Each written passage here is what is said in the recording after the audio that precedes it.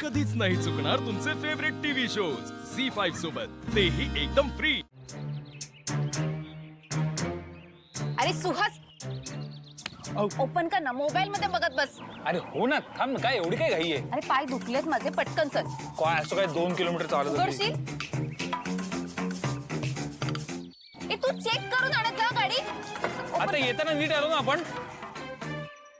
अरे यार, आलं का मांजर आडवं? मांजर नाही, ओका। काय मॅडम, ओळखलत का? तुला चांगलंच ओळखलंय मी। काय काम आहे? बोलायचं। ए, पैसे मागत तशी तर अजिबात मिळणार नाही, सांगून ठेवतो हा। पैसे नको आहेत साहेब मला, तुमचं खरं मला कळलंय। काय काय काय कळलंय आणि काय काय बोलतोस का तू? अहो चेहऱ्यावर दिसतंय तुमच्या, घाम पुसा जरा। काय तमाशा लावलाय? तमाशा तर तुम्ही करून ठेवलाय शिवाच्या आयुष्याचा। तू काय बोलतोयस? तुझं तुला कळतंय ना? आणि तिच्यासोबत जे झालंय ती तिची कर्म आहेत।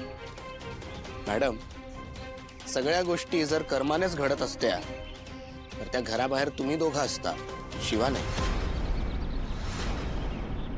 आज तुमच्या कर्मामुळे शिवा अडकली या सगळ्यात। तिला घराबाहेर काढण्यात तुमचाच हात आहे हे मला कळलं। किट्टू डार्लिंग, माझे ना हात शिवशिवत आहेत याचा गळा दाबायला। मी याचा कधीही गळा दाबू शकतो। रे जरा खाल्ल्या मिठाला जाग। अहो पण मी आता शिवाचं मीठ खातो, वो भी 100% शुद्ध। तुमच्यासारखं भेसळ नाही। म्हणजे आम्ही झोलर आहोत? हे काय वेगळं सांगायला पाहिजे आता? सुहास, थांब। काय आरोप करतोयस? तुझं तुला कळतंय ना? कीर्ती मॅडम, हे सगळं तुम्हीच केलंय हे मला माहिती आहे। काय पुरावे आहेत तुझ्याकडे? आणि तुझ्या बोलण्यावर कोण विश्वास ठेवणार आहे? नाही बरोबर आहे, आत्ताचे पुरावे नाही आहेत माझ्याकडे, पण अगोदरचे आहे। तुम्ही पाठवलेल्या पैशांचे पुरावे, बँक स्टेटमेंट्स, दिव्याला लग्नातनं पळवून नेण्यास तुम्ही कशी मदत केली त्याचे पुरावे आहेत माझ्याकडे। दाखवतो ना, पण घरी येऊ। हे धमकावतोय आम्हाला? ऑफकोर्स धमकावतोय। हे जे प्रामाणिकपणाचं नाटक सुरू केलंयस ना, ते बंद कर। आणि किती पैसे पाहिजेत ते बोल। मला तुमचे पैसे नको आहेत। का? उळका आलाय का शिवाचा? हो, कारण शिवा एक चांगली मुलगी आहे आणि तिच्या या चांगल्या वागण्याचा तुम्ही गैरफायदा घेता। ऐक ना, नको अक्कल शिकवीस। आणि तुला जे करायचंय ते कर, पण एक गोष्ट लक्षात ठेव, मागच्या वेळेस सांगितलं तसं मी तुला आत्ताही तुरुंगात टाकू शकते हं? टाकू का?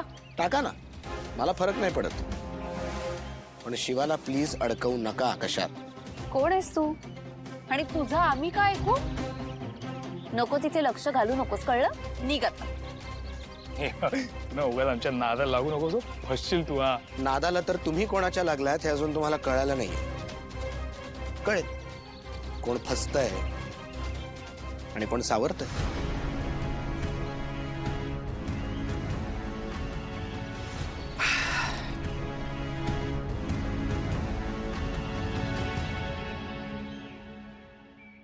ए 8 नंबर पाना दे रे।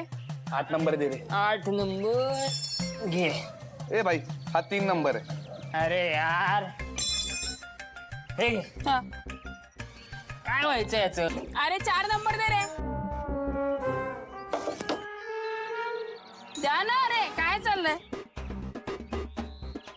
गावात तुमच्या? हा झालं, अरे स्टार्टर मार। हा मारतो।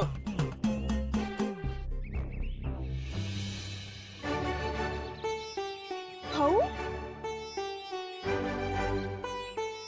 अहो तुम्ही काय करता इथे? तुम्ही या आत या।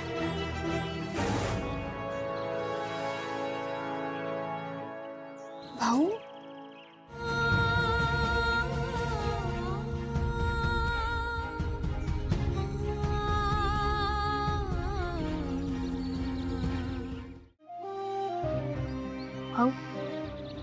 काय झालंय? शिवा मला जमलं तर माफ कर. मी अपराधी आहे तुझा. मी तुला आशू सोबत लग्नाला तयार केलं. त्यावेळी त्याच्या पत्रिकेमुळे तसं करणं भाग पडलं. आणि तेव्हा तू सुद्धा कुठलंही कारण न देता तयार झालीस. लग्न करून तू देसाईंच्या घरात आलीस. प्रत्येकाची मनं जिंकण्याचा प्रयत्न करत राहिलीस. तुला एवढा त्रास झाला, लोकांनी आरोप केले, पण तू जिद्दीनं सगळ्याचा सामना केलास. शेवटी माझ्या मुलानं तुला घराबाहेर काढलं आणि मी ते नाही थांबू शकलो. मी काही करू शकलो नाही. शिवा, हे व्हायला नको होतं. शिवा, आशू आता त्या नेहाशी लग्न करायला तयार झालाय. त्यानं होकार दिलाय. आणि आशूला पुढे करून सीतानं माझ्याकडनं वचन घेतलंय की मी या लग्नात सहभागी होईन म्हणून. मला हे नाही बघवत शिवा.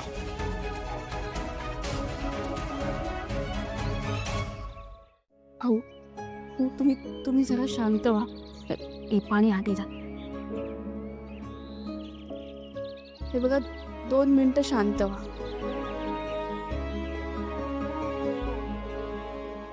हे घ्या, हे पाणी प्या. हळूहळू. हे बघा, एकदम शांत. आणि सगळ्यात आधी ना मनात ना हा विचार काढून टाका की या सगळ्याला जबाबदार तुम्ही आहात. अहो, तुम्ही माझं प्रेम मला मिळवून दिलंय. तुम्ही मला तुमची मुलगी मानता ना, मग मुलीवरचा विश्वास कमी पडतोय का? शिवा, पण या सगळ्या गोष्टी खूप पुढे गेल्यात. पण वेळ नाही ना निघून गेली. अजून अपेक्षा आहेत. विश्वास आहे माझ्या प्रेमावर. आशू माझ्याकडे परत नक्की येणार. भाऊ, भाऊ, शिवा बरोबर बोलते. आणि आम्हाला पण कळले की शिवाशिवाय आशूचं काहीच होऊ शकत नाही. अरे, तुमच्या लक्षात येत नाहीये, तो बोहल्यावर उभा आहे लग्नासाठी. भाऊ तो मंडपात जरी उभा राहिला ना तरी लग्न करणार नाही, कारण त्याला शिवाशिवाय कोणी सांभाळू शकत नाही.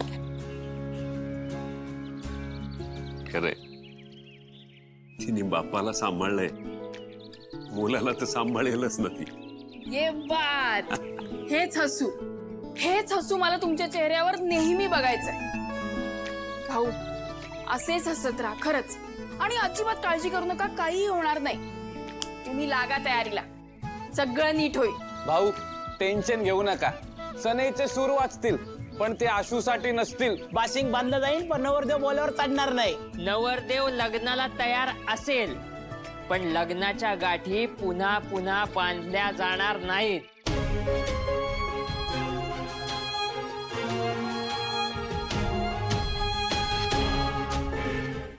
झी5 ॲप डाउनलोड करा आणि पहा सर्व एपिसोड्स एकदम फ्री.